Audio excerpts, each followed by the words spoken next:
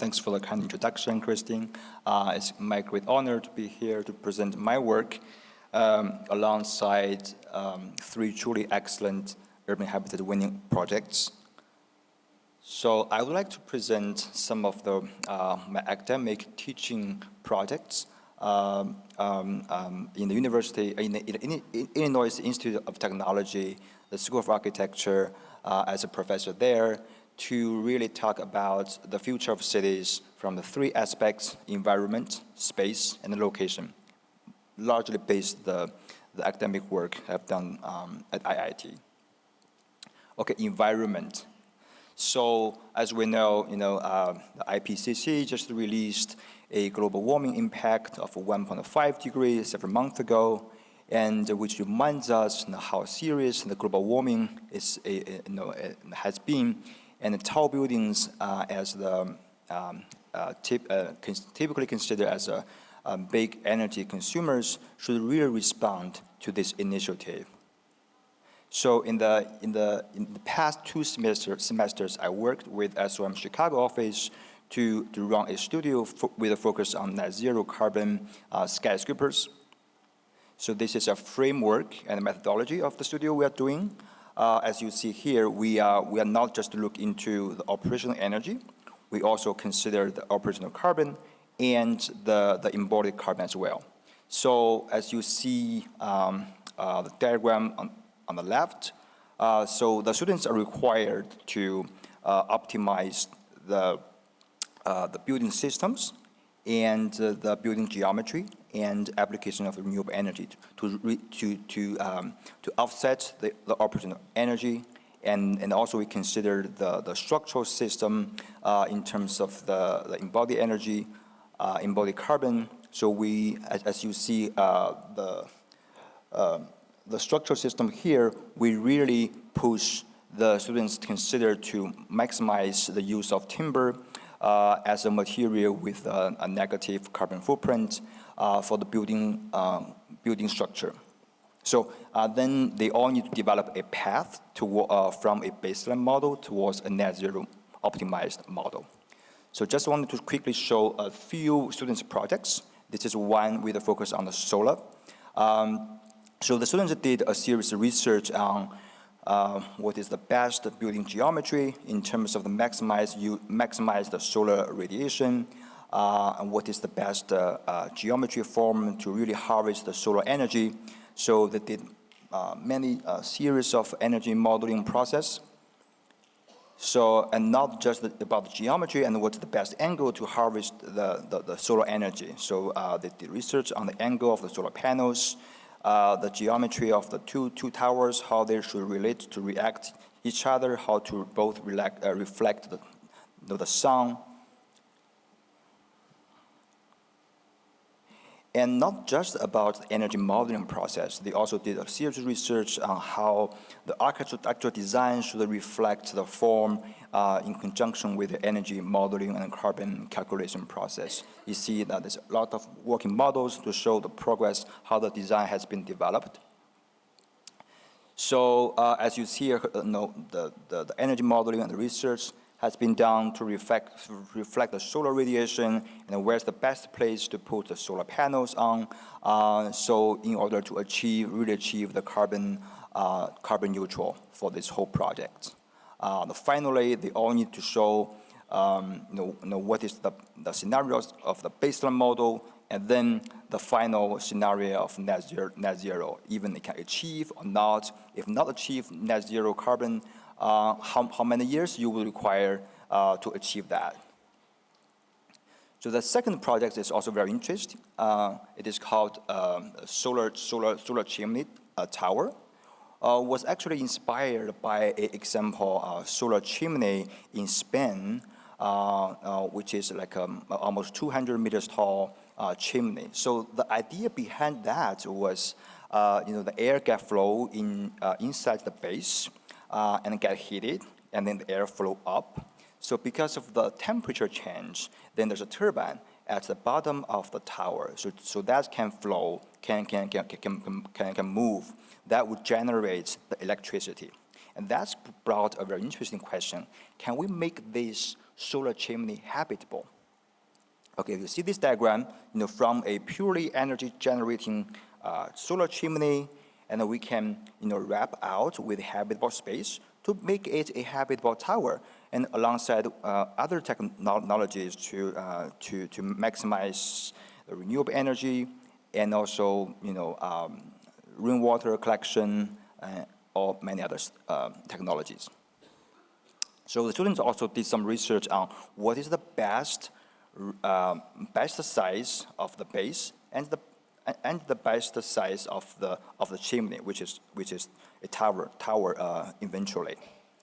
So in terms of the maximizing the energy generation process. So this is the final rendering, shows how that could be become a habitable tower to really fit in the urban context. By the way, this studio has the site located in Shenzhen, this city. So we all used the climatic data for this net zero carbon skyscraper studio. And then we talk about the environment. I will try to keep my presentation short.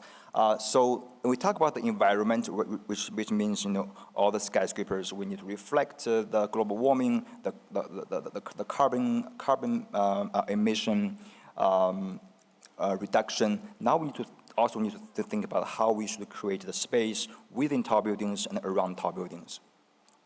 So firstly, I'd like to talk about the space between. So look at the two pictures. The first one I took during our Dubai conference last year. You can see this unique scenario showing the current tallest building, how the tallest building coexist with the highway, which are two controversial elements in our cities.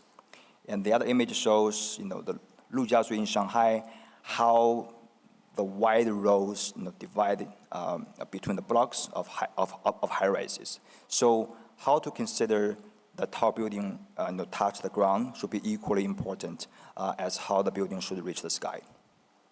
So we did, alongside our Urban Habitat Committee, we developed a research on the space between with focus on urban places, public space and tall buildings. We also had a publication over there, so you can check it out. We basically examined 14 case studies under 4 different scales, from the small, medium, large, extra large. So basically, we examined how the public space on the ground level interact with the tall buildings. This is another studio I run, working with Tongji University a couple of years ago, partnered with KPF New York office, with the focus on network 3D high-rise. So really consider how tall buildings should be linked to the urban infrastructure, not just the ground floor public space. So just want to show you one project when the students work. So we talk about how the tall buildings could be, respond the ground public space, and also interesting to see how the top of towers could be used or could be linked to the urban infrastructure. So this is the image shows a cable car link between the Manhattan and the Roosevelt Island in New York City. And the student project tried to design a tall building as a supporting infrastructure, and how to also expand the existing cable car system to really expand the transportation network in the air. And also they did a serious research on how the cable car station could be embedded into the skyscrapers. And eventually, that could be another scenario, how we could make use of skyscrapers as part of the transportation system in the sky. That will also reduce the traffic on the ground and underground transportation system.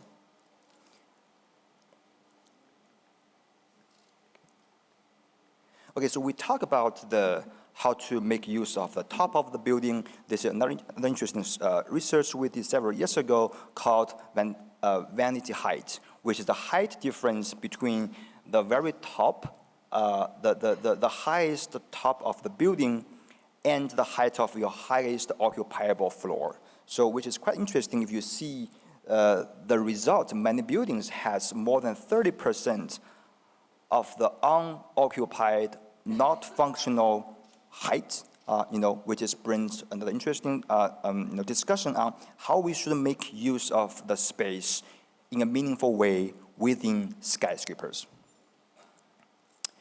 And then that's, this is a typical working office environment we all live and work in the urban center district on a daily basis. But we can see that all the office floor looks like same, lack of the social communal space.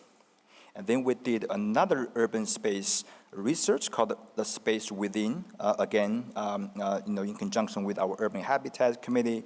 So really think about how we can create, how we can use a meaningful, social, communal, multi-story tall public space within skyscrapers at the height. So we picked 15 case studies globally to really tackle that topic. Then we also highlighted all the skyscrapers within the skyscrapers in the 5 case studies. So just wanted to show you very quickly two examples. I think you all well know that the Shanghai Tower has been able to achieve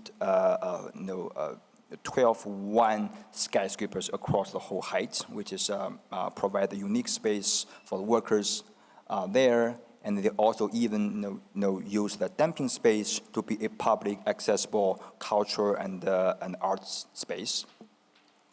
Another example we all know very well is Oasia Hotel, designed by Wuhar architects. So we also actually measure the size of the sky spaces within this tower, in terms of volume, the area, and all the dimensions. And then we did a summary. We were summarizing all the calculations, all the measurements. We found out, Oasia Hotel has a unique amount of the sky spaces, totaling for about 36% of the volume space for public use.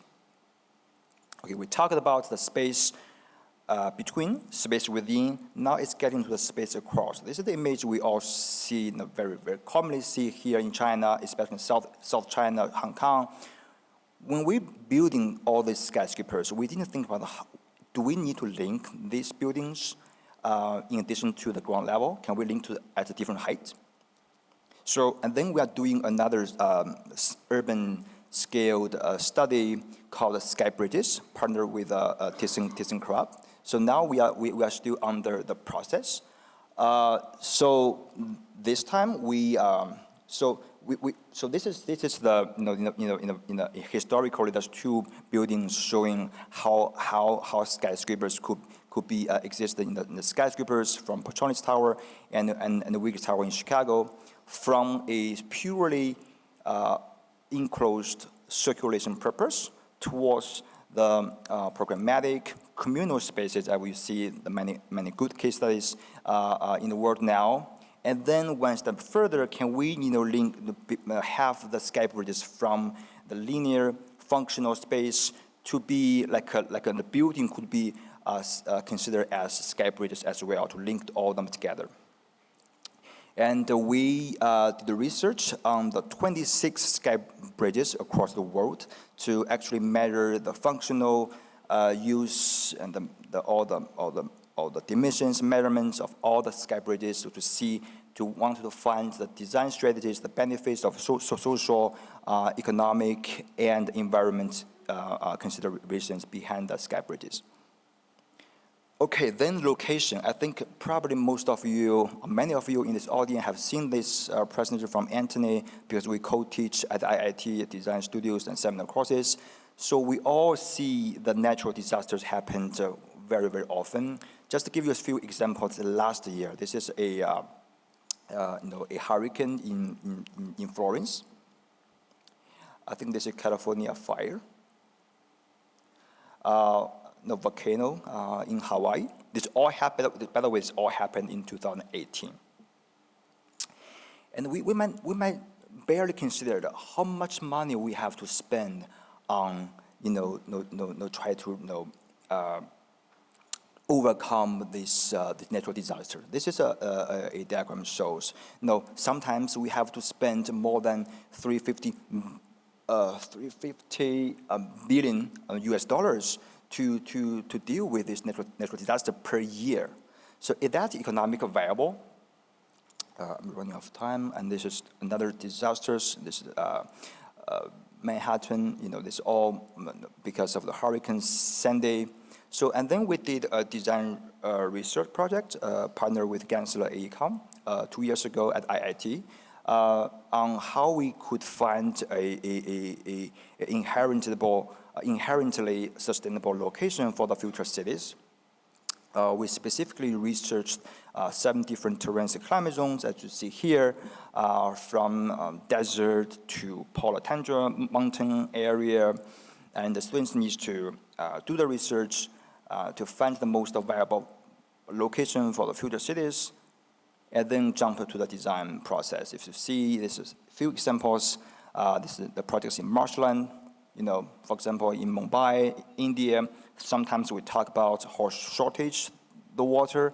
Sometimes we talk about the flooding. So that brought a considerations on how we can restore, distribute, purify the rainwater for our cities. So how the building could, purify the use of rainwater system and also contribute to the urban context. If you see some renderings here, so to eventually created a vertical marshland in the sky. This is another project in polar tundra area. So based on the research we did, the key reason for the sea level rise because of the ice melting process. So how to create an infrastructure really stop the ice from melting. This is the key mission for that project. So if you see, the students create like a wall. It's not a wall in US or China. It's like really a wall to stop from melting ice. So this is some physical models from students. You can see how the facade reflects the local environment. And also how to bring the habitable space, nature inside the buildings in that extreme cold environment. This is the renderings in the wintertime. The mountains, how to create skyscrapers embedded into the mountain area, really take advantage of the different climatic characteristics through the height was the key idea for this project. A few renderings here. As you see here, how to create different types of urban habitats at different heights, really respond to the different climatic environmental characteristics is the key idea. The rainforest, I think this project was located in the desert, in the deforest area, within the rainforest area. How to have this a city, try to bring the greenery back to this site was the key idea.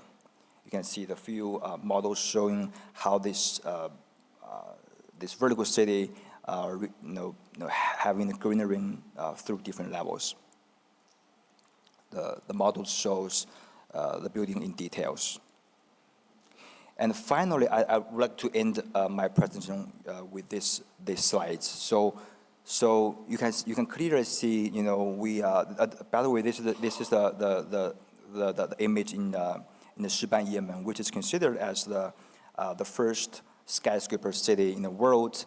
But we can clearly see there's a harmony in there, right? So how our city should reflect the local environment culturally, historically, and environmentally should be a key mission for all of us towards the future of cities.